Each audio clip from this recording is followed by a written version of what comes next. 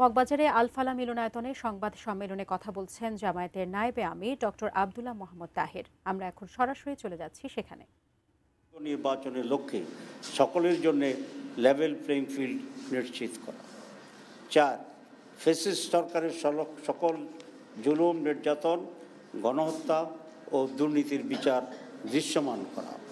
5, স্বৈরাচারের দোসর জাতীয় পার্টি ও 14 দলের কার্যক্রম নিষিদ্ধ করা। উক্ত দাবিসমূহ বাস্তবায়নের লক্ষ্যে নিম্নোক্ত কর্মসূচি পালন করা হবে ইনশাআল্লাহ। 1, 18 সেপ্টেম্বর রাজধানী ঢাকায় সমাবেশ ও বিক্ষোভ মিছিল। 19 সেপ্টেম্বর দেশের সকল বিভাগীয় শহরে বিক্ষোভ মিছিল। 26 সেপ্টেম্বর দেশের সকল জেলা উপজেলায় বিক্ষোভ মিছিল। এইসব কর্মসূচি বাস্তবায়নের মাধ্যমে জনগণের দাবি আদায়ের লক্ষ্যে ঐক্যবদ্ধ হওয়ার জন্য আমরা দেশবাসীর প্রতি উদাত্ত আহ্বান জানাচ্ছি। আপনাদের সবাইকে ধন্যবাদ জানিয়ে আমার বক্তব্য শেষ করছি। ডাক্তার সৈয়দ আব্দুল মোহাম্মদ তাহের, সাবেক এমপি, নায়েবে আমির, বাংলাদেশ জামাত ইসলাম।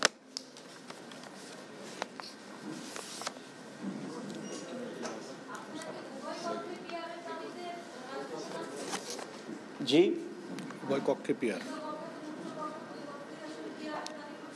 জি, এটা তো আমরা শুরু থেকেই করেছি, লিখিত বক্তব্যই সেটা বলা হয়েছে।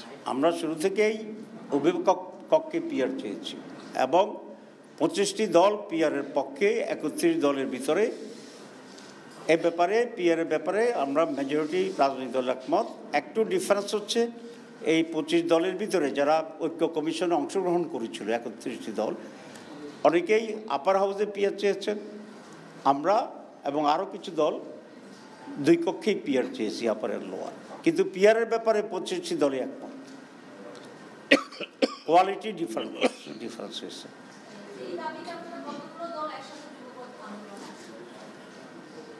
এই দাবিতে আমরা যারা পিয়ারের পক্ষে আছে সকলের সাথে আমরা আলাপ আলোচনা করছি এবং সকলেই যাতে এটা আদায়ের জন্য আমরা তো এখনও নেগোসিয়েশনে আছি, সরকারের কাছে মৌখিকভাবে বলছি, ছোটোখাটো দাবি জানাচ্ছি।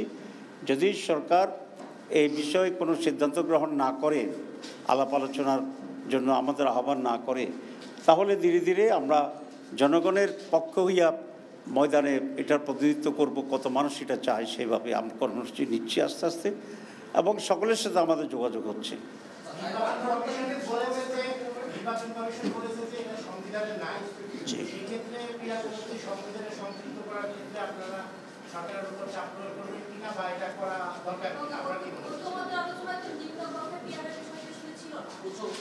জি জি জি আমাদের পরামর্শ ছিল, আমরা প্রথম কথা হচ্ছে ইলেকশন কমিশন যে বক্তব্য রেখেছেন তার বক্তব্যটা বিভ্রান্তিমূলক। এই কারণে যে আমাদের সংবিধানে প্রতি 5 বছর পর নির্বাচন হবে এই কথাটি লেখা আছে, কিন্তু কোন পদ্ধতিতে নির্বাচন হবে এই কথাটি লেখা নাই। এখন আমরা অতীতে একটা পদ্ধতিতে নির্বাচন করে আসছি এবং সেই হিসাবে এবারও সেই পদ্ধতির কথা বলেছি, কিন্তু এবার যে নতুন করে আমরা পিয়ারের দাবি করেছি, সুতরাং এখানে 2টি পদ্ধতির এখানে প্রপোজাল, একটা ট্রেডিশনাল পদ্ধতি, একটা পিয়ার পদ্ধতি। সুতরাং ইলেকশন কমিশন যে কথা বলছে যে ট্রেডিশনাল পদ্ধতিতে নির্বাচন করা, এটাও সংবিধানে নাই। সুতরাং যেহেতু 2টা দাবি আছে, 2টা দাবি নিয়ে আলোচনা হওয়া উচিত, ইলেকশন কমিশন আলোচনা করা উচিত যারা এই দাবি করছে, এবং তারপরে একটা ফয়সালা হওয়া উচিত। এইটা নির্ধারণ না করে একতরফাভাবে আগের নিয়মে ইলেকশন কমিশনের রোডম্যাপ ঘোষণা করাটা একটি অন্যায় হয়েছে বলে আমরা মনে করি। আর একটি কথাকে বলে যে সংবিধানে নাই, আরেকটি দ্বারা বুঝাতে চেয়েছেন আরেকটা সংবিধান আছে, তাহলে এটা এক ধরনের বিভ্রান্তি এবং এটা ভুল তথ্য। আর তারা যুগপথের কর্মসূচি দিবে বলেছিল, কিন্তু শেষ পর্যন্ত দেখুন তারা তাদের মতো করে বসে, সেখানে বলা হয়েছে যে এই আলোচনা এখন পর্যন্ত প্রক্রিয়া নেই। গতকালকে তারা যে 3 দিন কর্মসূচি ঘোষণা করেছে, আপনাদের একই সময়ে একই দিনে কর্মসূচি, এই বিষয়টা বলবেন যুগপথের কর্মসূচিটা আপনারা কবে থেকে শুরু করবেন? একটু আমি এর সাথে একটু যোগ করতে চাই, সেটা হচ্ছে আপনারা বলছেন যে 7 থেকে 8টা দল হতে পারে। সেক্ষেত্রে আমি একটা দলের কথা হচ্ছে এনসিপি এবং এবি পার্টি, তারাও বলেছে যে তারা উচ্চ কক্ষে পিয়ার চায়, নিম্ন কক্ষে পেয়ার চায় না। যে যুগপৎ আন্দোলনের কথা আছে এই দুইটা উচ্চ কক্ষে পেয়ার নিম্ন কক্ষে পেয়ার পদ্ধতি বাদ দিয়ে বাকিগুলোর ক্ষেত্রে তারা যুগপৎ আন্দোলনে যাবে, বাকি নিম্ন কক্ষে পেয়ার এটা তারা চায় না। তাহলে শুরুতে আপনারা যুগপৎ আন্দোলন চাচ্ছিলেন, এটা একটা ধাক্কা গেল কি?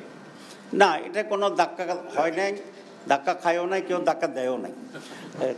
এখানে যেটা আমরা বলেছি সেটা হচ্ছে 25টি রাজনৈতিক দল আউট অফ 31 পিয়ারের পক্ষে, এবং আমি সেটা আপনাদের ইতিমধ্যে বলেছি যে কোয়ালিটি এবং কোয়ান্টিটির ব্যাপারে আমাদের পার্থক্য আছে। কিছু দল পূর্ণ 2 কক্ষে চায়, কিছু দল আপার কক্ষে চায়, কিন্তু পিয়ার চায়।